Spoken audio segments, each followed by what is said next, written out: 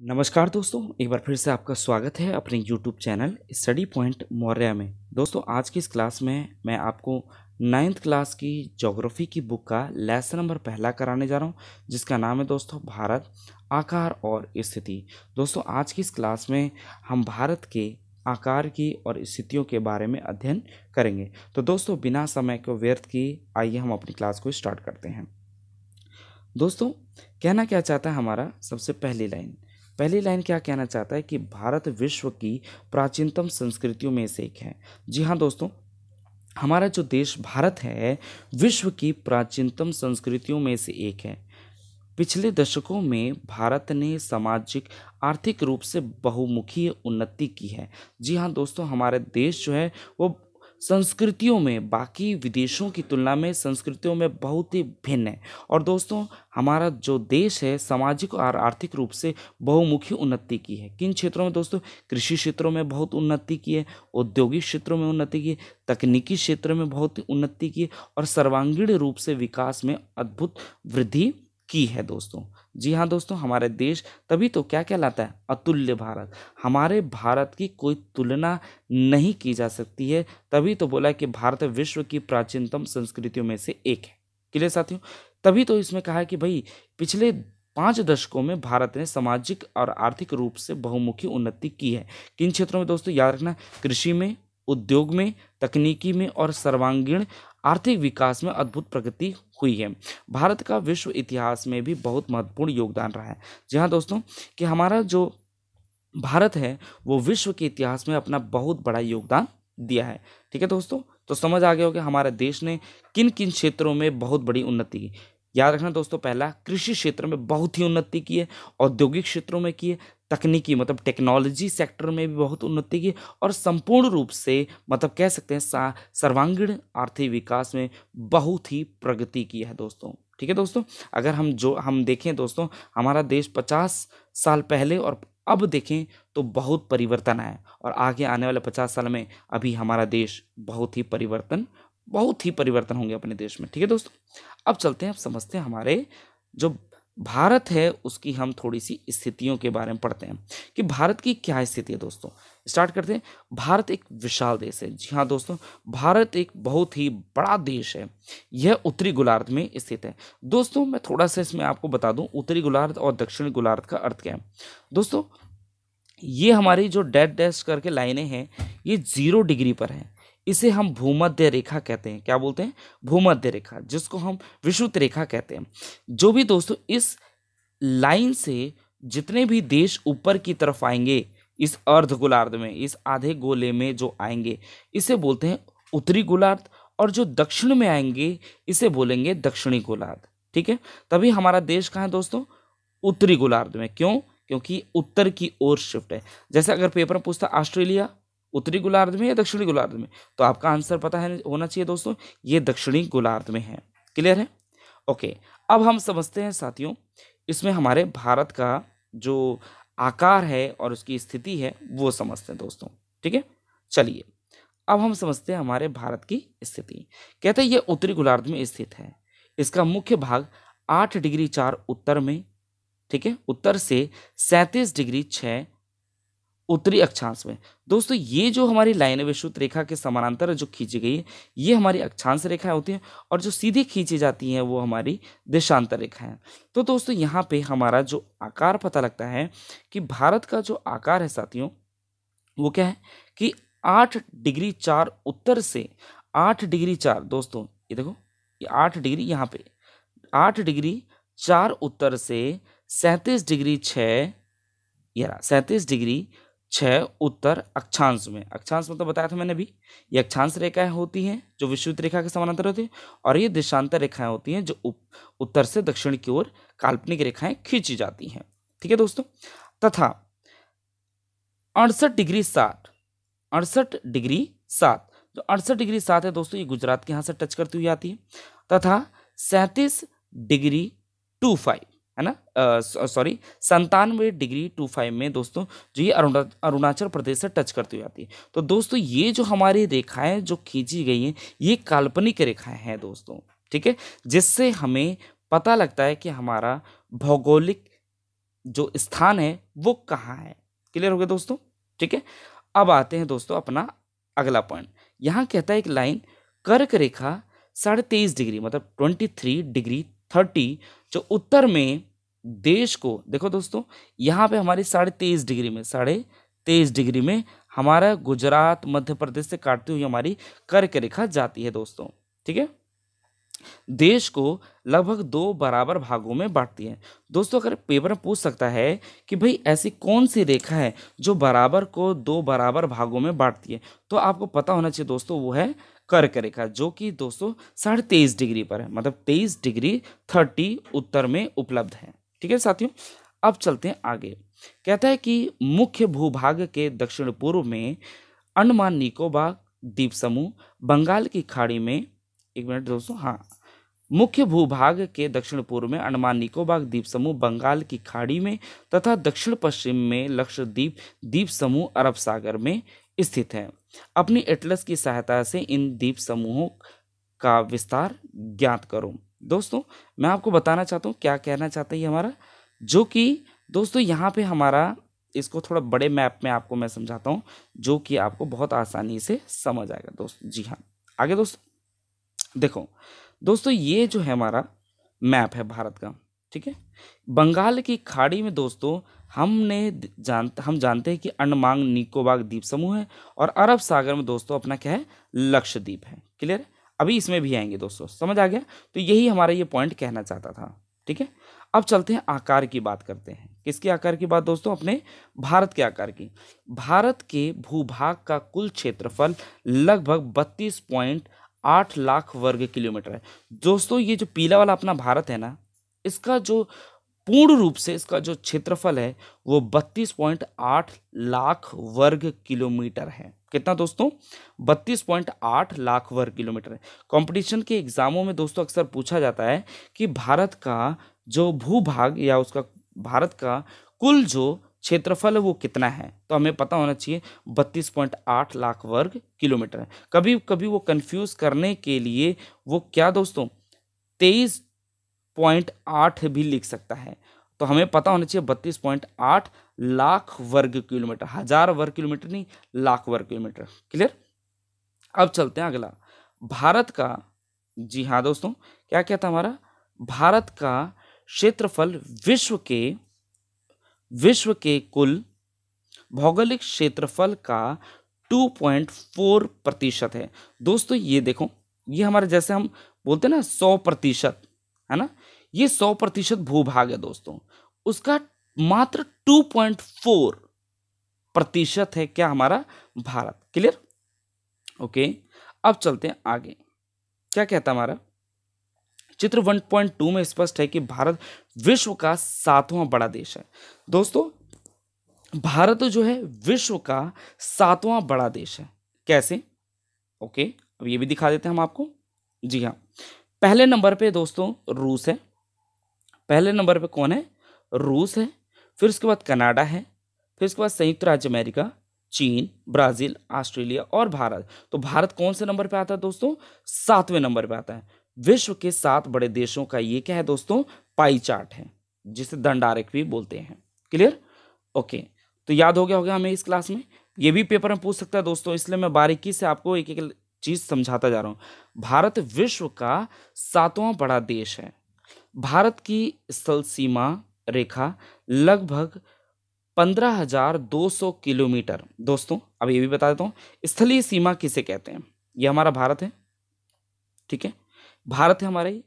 इसमें दोस्तों हमारे यहाँ से शुरू होता है ये गुजरात, जम्मू कश्मीर से लेकर के दोस्तों हमारा जो ये सिक्किम, अरुणाचल प्रदेश, त्रिपुरा, मिजोरम, दोस्तों बंगाल खाड़ी, यहाँ बांग्लादेश, यहाँ तक दोस्तों ये जो हमारा स्थलीय भूभाग है, इसकी जो दोस्तों लंबाई है 15,000, कितना दोस्तों हमारा 15,200 किलोमीटर।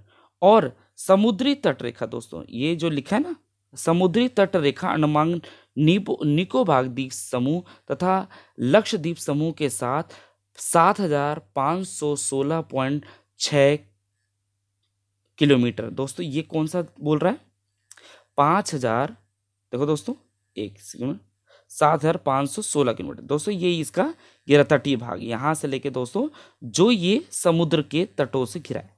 तो दोस्तों इसकी जो लंबाई हमारी जो तटीय क्षेत्रों की उसकी लंबाई कितनी है दोस्तों? 7,516.6 किलोमीटर। और स्थलीय भूभाग की लंबाई कितनी दोस्तों? 15,200 किलोमीटर। क्लियर हो गया? ओके, अब चलते हैं आगे।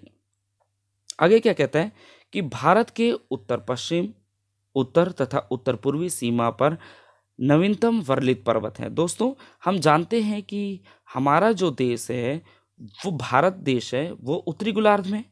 और क्या कहता है, भारत के उत्तर पश्चिम तथा उत्तर पूर्वी सीमा पर नवीनतम वर्लित पर्वत है। इसके दक्षिण का भूभाग उत्तर में चौड़ा है। दोस्तों हमारा जो भारत है उसका जो आकार है दोस्तों ये रहा। ये दोस्तों देखो दक्षिण की तरफ, दोस्तों ये दक्षिण की तरफ इसका जो आकार है वो सिमटता हुआ जा रहा है। लेकिन दोस्तों इसकी चौड़ाई बीच में कितनी है दोस्तों? देखो इसकी जो चौड़ाई है दोस्तों 2,933 किलोमीटर। दोस्तों जम्मू कश्मीर से लेके अरुणाचल प्रदेश तक इसकी जो लंबाई है 2,933 किलोमीटर। ठीक है दोस्तों। और इसका जो स्थलीय भूभाग की लंबाई है दोस्तों ये 15,200 किलोमीटर। और जो दोस्तों तटीय क्षेत्र की लंबाई है 7,516.6 किलोमीटर। क्लियर दोस्तों? ओके, आगे चलते हैं। ठीक है, अब क्या कहता है दोस्तों हमारा ये लाइन? कहते हैं कि भारत के उत्तर पश्चिम, उत्तर तथा उत्तर पूर्व सीमा पर नवीनतम वर्लित पर्वत है। इसके दक्षिण का भूभाग उत्तर में चौड़ा है और 22 डिग्री उत्तर अक्षांश में हिंद महासागर की ओर संकरा होता गया है। संकरा मतलब दोस्तों ये पतला होता गया नीचे की ओर। ठीक है ना? ठीक है दोस्तों, ये श्रीलंका बना। ठीक है, ये कहना चाहता हमारा। उसके बाद बोलते हैं इसके पश्चिम में अरब सागर। इसके पश्चिम में दोस्तों क्या है? अरब सागर है। जी हाँ, एक मिनट दोस्तों।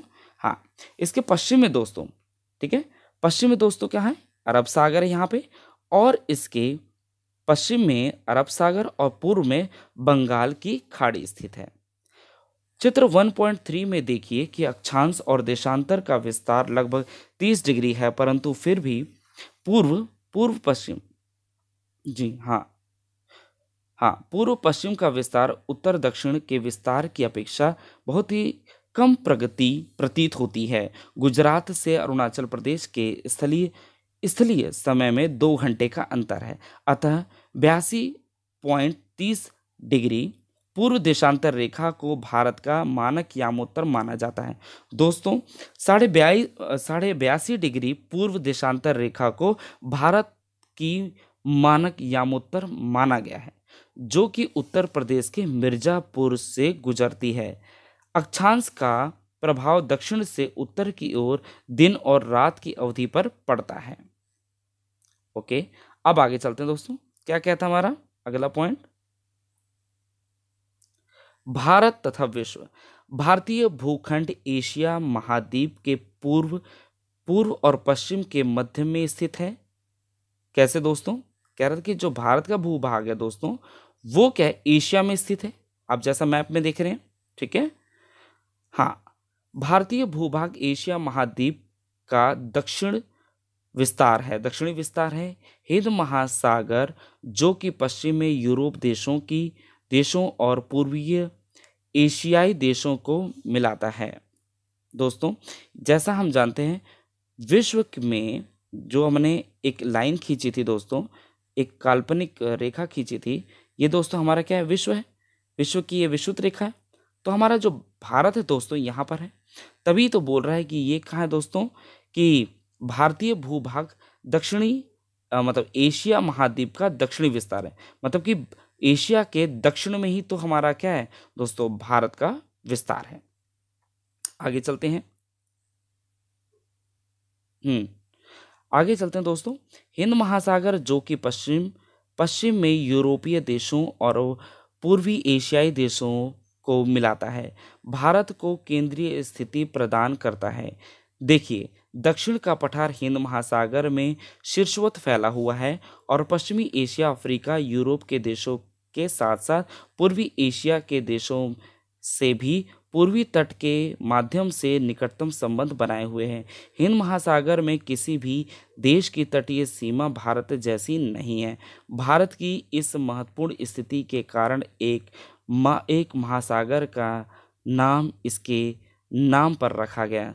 दोस्तों, हमारा भारत जो एक ऐसा अतुल्य देश है जो कि केवल दोस्तों हिंदुस्तान जो भारत है उसके नाम पर ही एक महासागर का नाम पड़ा है दोस्तों, जिसका नाम है हिंद महासागर। ठीक है दोस्तों, क्या है? हिंद महासागर लिखा है ना दोस्तों। हिंद महासागर में किसी भी देश की तटीय सीमा भारत जैसी नहीं है दोस्तों। भारत ही एक ऐसा देश है जिसका दोस्तों तटीय जो देश है, तटीय राज्य जो है वो दोस्तों महासागरों से घिरा हुआ है। इसी के नाम से दोस्तों हमारे जो महासागर है उसका नाम हिंद महासागर रखा गया। अब आगे चलते हैं दोस्तों। जी हाँ, ओके, हाँ। अब क्या कहता है दोस्तों, इसमें एक और इम्पोर्टेंट लाइन कहता है कि भारत का विश्व के देशों के साथ संपर्क युगों पुराना है, परंतु यह संबंध समुद्री जलमार्गों की अपेक्षा भूभागों से होता है ना, होकर था। दोस्तों क्या कहते हैं कि पुराने समय में भारत का और विदेशों का रिश्ता बहुत ही पुराना है दोस्तों। अगर हम प्राचीन इतिहास पढ़ें उसमें हम जानेंगे दोस्तों कि काफ़ी मुगल संप्रदाय या हम कह सकते हैं जो भी प्राचीनतम राजवंश थे वो भारत में कोई न कोई चीज़ का आदान प्रदान करते थे, है ना दोस्तों। तभी ये कह रहा है कि भारत का विश्व के देशों के साथ संपूर्ण युगों पुराना है, परंतु यह संबंध समुद्री जलमार्गों की अपेक्षा भूभागों से होकर था। उत्तरी पर्वतों के दर्रों से अनेक यात्री प्राचीन काल में भारत आए, जबकि समुद्री मार्ग बहुत समय तक ज्ञात नहीं थे। लोगों को नहीं पता था समुद्री मार्ग कैसे दोस्तों। वो क्या करते थे, एक उत्तरी पर्वतों के दर्रों से लोगों का आना जाना था। आगे चलते हैं। कहता है कि इन मार्गों से प्राचीन समय से विचारों और वस्तुओं का आदान प्रदान होता रहा है दोस्तों। इन्हीं मार्गों का मतलब क्या है दोस्तों कि हमारा जो प्राचीनतम, एक सेकंड दोस्तों पेन निकाल लूं, हाँ ठीक है। इन मार्गों से प्राचीन समय से विचारों और वस्तुओं का आदान प्रदान होता रहा है। भारत का पश्चिम, मध्य और पूर्व एशिया तथा दक्षिण एशिया के पड़ोसी देशों के साथ एक अद्भुत संबंध रहा है। इस प्रकार उपनिषदों के विचार, रामायण तथा पंचतंत्र की कहानियाँ, भारतीय अंक एवं दशमलव प्रणाली आदि संसार के विभिन्न भागों तक पहुँच सके। मसाले, मलमल आदि कपड़े तथा व्यापार के अन्य सामान भारत के विभिन्न देशों को ले जाए जाते थे।